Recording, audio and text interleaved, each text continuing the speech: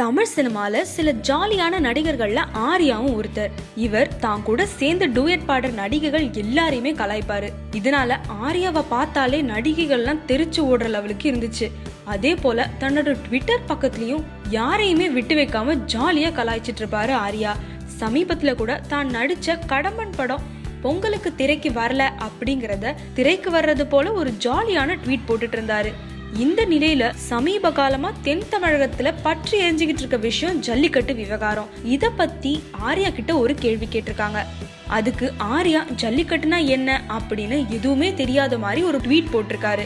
அதோட விளைவு தான் அவர் ஜல்லிக்கட்டை கிண்டல் பண்றாரு அப்படின்னு ரசிகர்கள் அவரை கேள்வி மேல கேள்வி கேட்டு தொலைச்சி எடுக்க ஆரம்பிச்சுட்டாங்க. இதனால வாயை கொடுத்து வம்ப விலைக்கு வாங்கிட்டோமோ அப்படின்னு அதிர்ச்சியில தன்னோட ட்விட்டர் பக்கத்துல இருந்து அந்த போஸ்டையே நீக்கிட்டாரு. இதுக்கு பேர் தாங்க வாயை கொடுத்து வம்ப விலைக்கு வாங்குறதுங்கிறது.